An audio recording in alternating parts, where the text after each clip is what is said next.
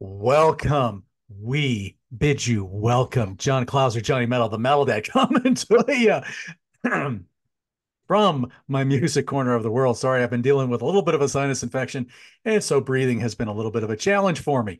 But anyway, the year of the priest. But this week we're taking just a little bit of a pause because me and my faithful co-captain John the Music Nut. How you doing, my friend? By the way. I'm doing well, John. How about you? Yes, we are going to take a little look at Invincible Shield. And yes, that is a slightly different cover than but we have slightly different covers here. So there you go. Yeah, Um, I might have the indie record store cover. okay. Yeah. Mine's the Amazon. Okay. So I know there are other versions out there. I think Target has a version that has like three extra songs on it, which you can get on Spotify. I don't know. I can't remember what the cover looks like for that though. So I've heard, I think Mike Lodano has said there's like five different covers or something like that for this thing. I believe that. So what we're going to do this week is, like I said, we're taking a pause in the discography. And since this came out Friday the 8th, and anybody who's a Priest fan seems to be putting a review out for it, we wanted to do the same thing and just say these are our first impressions. Now, I have not heard anything of John's impressions of this, nor has he heard anything of mine. We've also tried to not listen to a bunch of people's reviews and things of that nature. So we're trying to be as unbiased as we possibly can. So, John, take it away. All right. Thank you, John. Yes. This is very good. Okay. If you're looking for Tippy Top Priest, no, it's not Tippy Top Priest. But this is their most consistent album. In my opinion, I've listened to this 5 times, 5 count. Okay. In my opinion, this is their most consistent album since Painkiller. Now, there are songs on other albums, particularly Firepower, where the highs are higher, but this is a more consistent release. Okay. If you like Painkiller, you'll hear a lot of Painkiller here, a lot of remnants, a lot of musical passages. The highs are not as high as Painkiller, but this is very consistent, very well done, very well recorded. Rob sounds great. He does not sound like a freak of nature like he did like through Defenders, for example, or through even Ram It Down. But he still sounds great. Band sounds great. Panic Attack. Musically, a lot of Painkiller here. The one riff in the beginning, and then when they go in for the solo, very Tom Sawyer by Rush, especially when they go into that part for the solo. You But caught that. musically, You I'm caught sorry. that too, huh? Oh yeah, musically though, this kicks. It's very well done. You got the nice bridges on here that I've been talking song and verse about like a religion for the last several weeks. This is very well done. Strong opener. Rob sings this in a higher range, which he continues to do on the Serpent and the King, which is the more hard hitting second song, like you'd hear like Riding on the Wind. I'm not saying it sounds like Riding on the Wind, but it's similar in scope. It's that grab you by the throat type song. It's very fast paced. This is very good. He still sings in a higher register. So I'm thinking to myself, is he to sing like this the whole album? Because his mid tempo, his middle register is fantastic. That's the Rob I love. Uh-huh. And we get that for the rest of the album, that middle register. All right. Invincible Shield, the title song, is very good. It's got a nice, strong chorus to it. This is one of the standout tracks on the album. Very good. Devil in Disguise. They slow down the tempo, crushing riff. Nice chorus, simple but effective. Very good. Gates of Hell, a joyous song about hell. This is not Saints in Hell. This is not Burn in Hell. This is not even Hell Patrol. This song sounds like it's a sing-along song, glorious song about hell. Sing-along chorus. Says purgatory to rhyme with me. That was something that jumped out at me, but it works. Strong track. Crown of Horns. This I hear, and I can see a crowd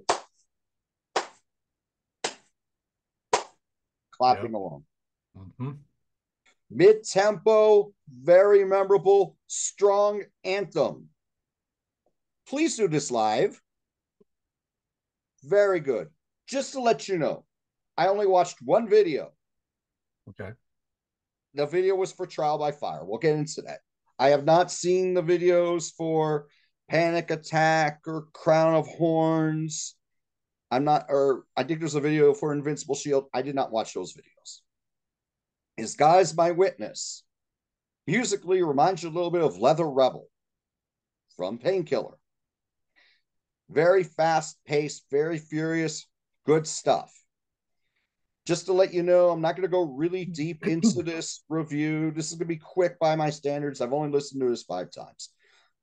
There are some strong bridges on here, but a lot of the more often the songs on here are verse, chorus, solo, chorus, or verse, chorus again. Not too many bridges. But you got a killer one on Trial by Fire. This is very good. High on the again, it does play a little bit like something off of Firepower, but it's more mid-tempo. This is one of the standout tracks. Mm-hmm. Escape from Reality. This is might be the first song that didn't really destroy me. This is very good though. As is the fast-paced Sons of Thunder. The last 2 tracks on here are produced by Tom Allom. The first 9 tracks are produced by Andy Sneap.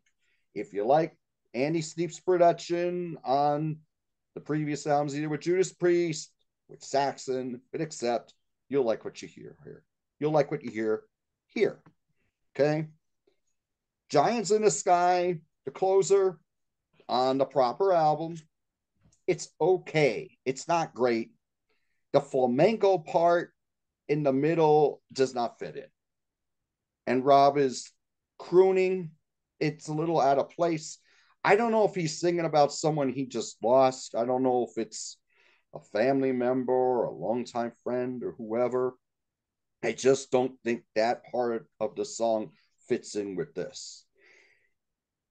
All told, I don't. Should we go rating or no, John? What do you think? I don't know. I think I'm going to let this one grow on me a little bit more. Okay. I don't know if I'm ready to rank it yet. Okay, I will do the same. I have listened to the bonus tracks on Spotify one time. Fight of Your Life is definitely better than Fight for Your Life,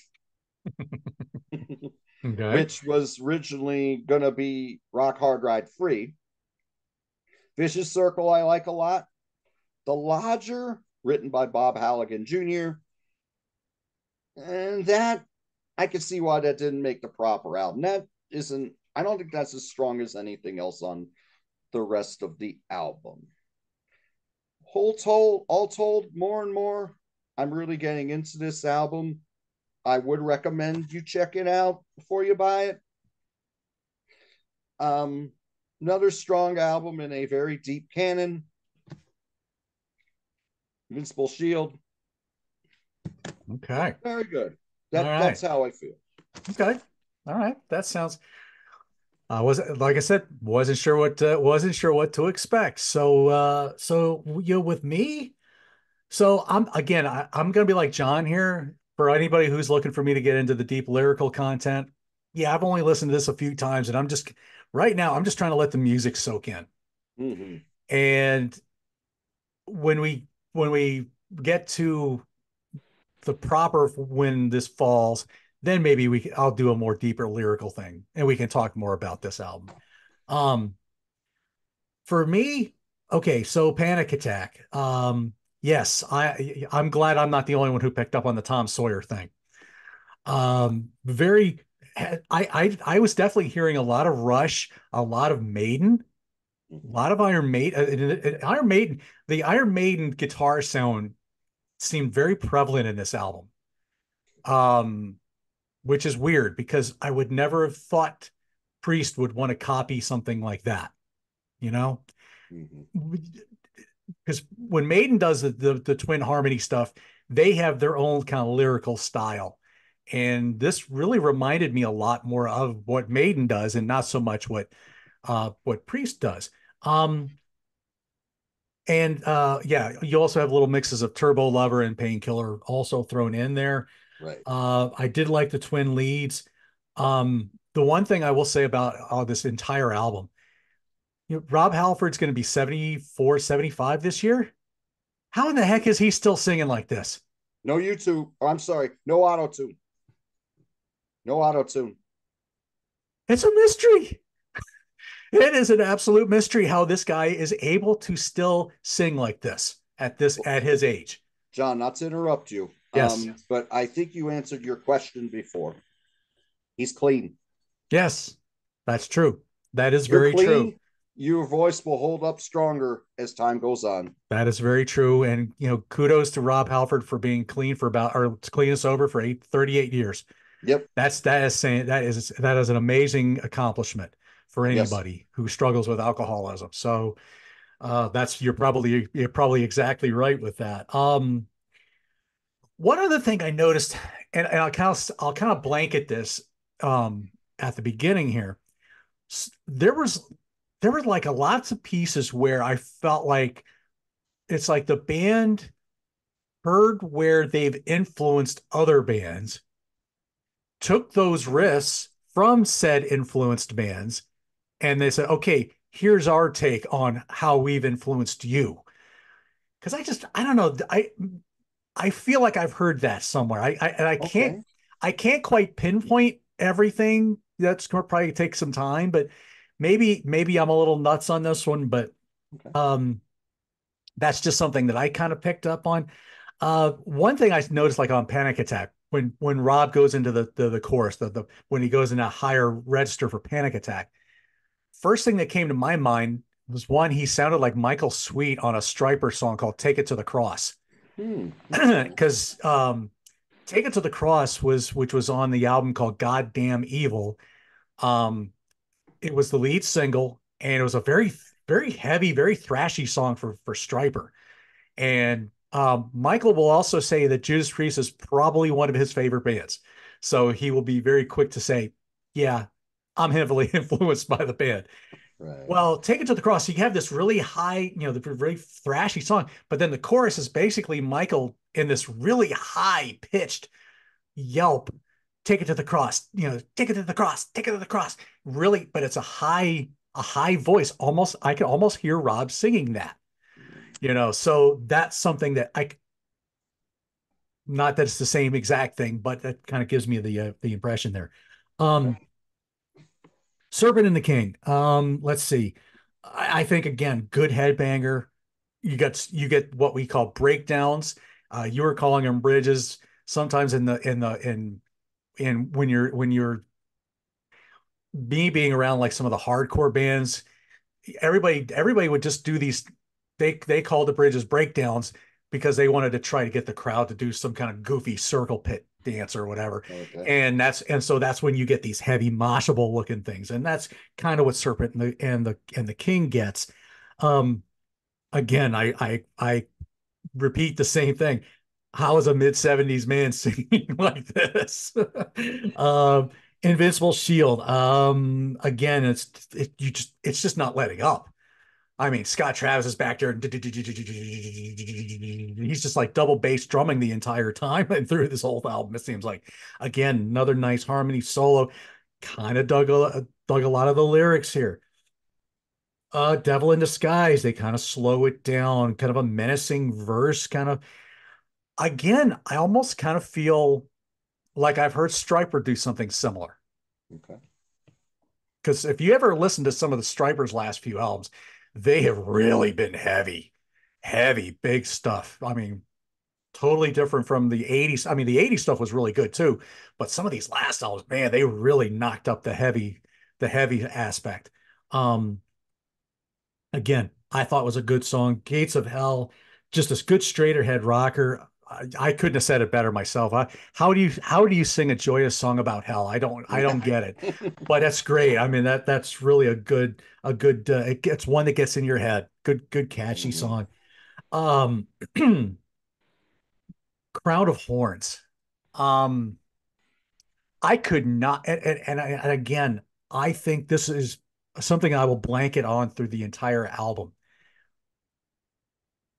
It's like Rob's going Christian almost.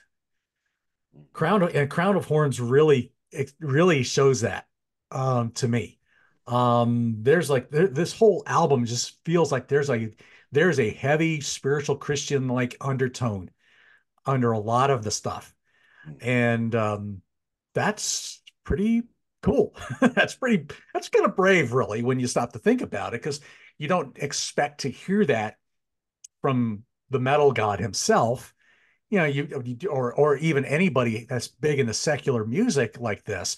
Yes, you expect it from Stryper, you expect it from the Christian bands, but you don't expect a band like Judas Priest to come out with something like this. Although, really, when you stop to think about it, there's probably a lot of songs that I kind of think Rob has a blanket, maybe Christian undertone in some of his lyrics.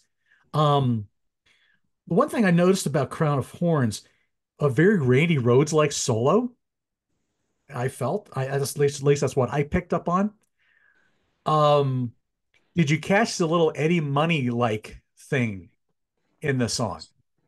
The one part there's a do do do do I was trying do to do figure out do where I heard it from. waiting so long, Oh, waiting two so tickets to long. paradise. Okay. I'm thinking, am I really hearing that? Like I was like, what? this sounds familiar. Where do I like Any Money. I have this greatest hits album in the rack. I should have picked that. So I don't know. That's that again. That's just me, but that's what I heard. That's what All I right. because I was Good racking my brain. call. I'm like, yeah, there you go. Anyway, as God is my witness, I had written Hammer of the Anvil, but Leather Rebel is actually much more precise with the painkiller reference. Mm-hmm. Again, I thought another very strong, very just boom, right in your face. Trial by Fire, I love that fade in intro, and then you Mm-hmm. get that slow, heavy groove. That's a Yes. good song. I have a feeling that one's going to be one I'm going to listen to quite a bit. Oh yeah. Escape from Reality, another kind of a heavy grinder kind of a song. A very, I think Wiki says uh, mostly a Glenn Tipton song. I think there was one and another one, and I can't remember which one. Maybe it was Sons of Thunder that were mostly a Glenn song. Mm-hmm. Uh, but another, I dug Escape from Reality. That Escape from Reality part kind of got in my head a little bit. Sons of Thunder, just a 3 minute straight ahead rocker. Good, strong song. Giants in the Sky, interesting closer. Um, is it the best closer? No, I still say that's probably Devil's Child or one I'll get to next week maybe. But Oh yeah. spoiler alert. But We know he loves this one. Our oh friend yes, John. but Giants in the Sky. I mean, I thought this would when I was looking through the lyrics of this one, I really kind of thought this kind of talks about a lot of the musical heroes who have passed away, or just maybe heroes in general. But then it just got more personal in that if you only knew just how much you mean to me and how much Right. and how your love still gets through to me to this day. I thought so. Then I thought, okay, that goes now it's gone personal. So I'm like, Yeah. which way is he going with this? So it's an interesting song. One I still want to listen to a little bit more. As far as the bonus tracks, I only heard those once. So I really haven't spent a lot of time on those three. So I'm gonna have to spend more time with those, but Me too. I mainly just wanted to just do the album proper and go from there. But yeah, the I know I've been trying to stay off the Judas Priest Facebook group for the most part because boy, everybody's got an opinion about this album. Lots of people have put have it's like the flavor of the day. New album's out, everybody's talking about it. So we wanted to join in with that and basically just put our first impressions out. So you'd all know what to do in the comments. Let us know what you think about this album. Let us know which version of the album you got. Did you Yeah. get the Target version? Did you get the vinyl version? Did you get the regular version? Did you get the Amazon version like I got? What version of the album did you get? Let's talk about the packaging and because I think the Target's like a hard book and all kinds of fun stuff like that. So there's just again for the collector, the curse is real. So so somebody's probably getting them all, but John, let's look at your CD. Do you have your CD I handy? do. I do. Okay, let's see if they're similar. Just curiosity. Hang on. I have a feeling they're the same, but let's. Yeah, they put them in there pretty tight. Yeah, and I will say this is mine's a digipack. Mine's a digipack as well. Okay. All right. So, Okay, similar. It's the same. okay. All right. It's Yeah, the same. yeah. We got the same Okay, I CD. thought maybe So, even this would be different. And then the liner notes are yeah, the liner notes are going to be obviously the cover and right, and then we have the track. Okay, we have the first these words here are from Invincible Shield, the title mhm, song, and then we have the listing of the band members, producer credits, right. um, and a lot of thank yous on here, their management's website. And then from here, we got the lyrics and we got some nice pictures there Okay, so yeah, and the the booklet background behind the the leaves. booklet is essentially the same. It's The just going to be booklet's the same. it's just the Yes, shield and the cover part are going to probably look a little bit different, but correct. And then that's it. And then on the back, the last page, we will have this. mhm. Yep. Okay, excellent. And that is yeah. And So there you go. and then Matches.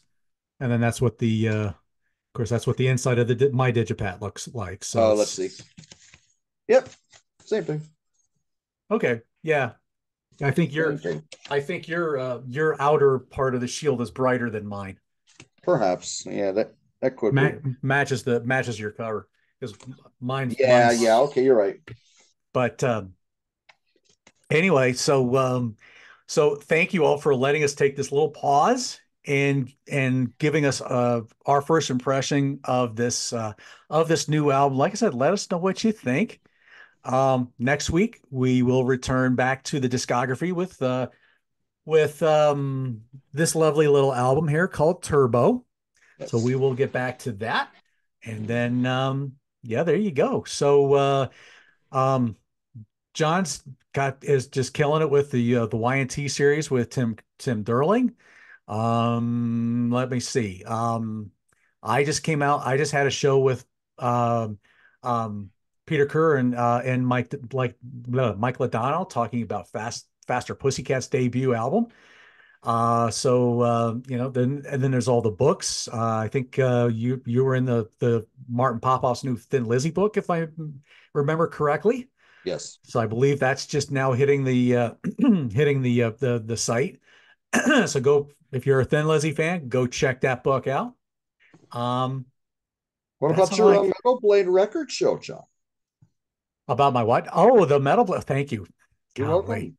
Yes, yes. And then of course, now it's interesting that I do this Metal Blade show And one of the albums happens to be celebrating its 40th birthday today. Um, and that was, can I get to it? No, I can't get to it. I don't have it handy. Was the first Trouble album. Oh, excellent. Came out today, 40 years ago, and I didn't. This is March 10th as we're recording this. So Mhm. so I managed to put out an early birthday present for Trouble's first album, which is a fabulous album. But yeah, Metal Blade. I was always a big fan of the 80s Metal Blade era, especially. I don't know why I didn't continue in the 90s, but I did. But yeah, there's something very special about the 80s Metal Blade era. So that's always worth checking out. And I was able to pick up some different favorites of mine on vinyl. A little harder to come by, so I'm okay spending some of the money on some of that, maybe not ridiculous amounts of money, but Right. I'll spend the money because I know that kind of stuff is rare, and and it's got to be something that I was like really in love with. I'm not going to look for. There's some albums I'm like, no, I wouldn't spend that kind of money even for, no matter how much I wanted it. Right. No, because some of it, not everything was good back then. Some of it was good, some of it was like ugh, and then some of it was kind of mediocre. But the really good stuff that was what always sunk into my DNA, and I think some of the stuff I showed off that was what sunk into my DNA. So what other than the Y&T stuff, is there something new that we need to be looking for you on? Um, I'm I did a show with Wasting Time with Average Joe. I've done a show with Peter Kerr on Rock Daydream Nation. We're just waiting for them to be released. I don't know when they're going to come out, and I got some stuff coming up with Grant's Rock Warehouse. We're going to run the gummits on there. I got a Linda Ronstadt show I'm going to be doing with Grant. Ooh, Yes, I'm going to talk Linda Ronstadt. Uh, nice. we're going to Linda Ronstadt. We're going There you to go, give our folks. five favorite songs by Crocus. We're going to do on there. And then the next week, what we're slated to do, and this was a great one and done, recommended by Mr. Joe Beck. One and done on life, sex, death. That's the name of the band. Uh-huh. We're going to do one and done. That should, and I believe that's going to be live March 21st. Okay. So I'm not sure about the shows this week with Grant. I know the Crocus show will be recorded, but it won't be live. So the Linda Ronstadt might be live, and I believe when we're doing that will be when this first airs. So Okay. just to keep that in mind. Okay. So there you go. Rock and roll. So we got all kinds of fun things coming up. So that's good stuff. So all right. Well, there you go. So for my co-captain John, the music nut, John Clauser, Johnny Metal, the Metal Dad, like, share, subscribe. Y'all have been blowing up my subscriptions lately. I noticed I'm over 400. So I'm like, thank you. I don't know where they're coming from, but thank you. Uh, but let us know what you think about Invincible Shield.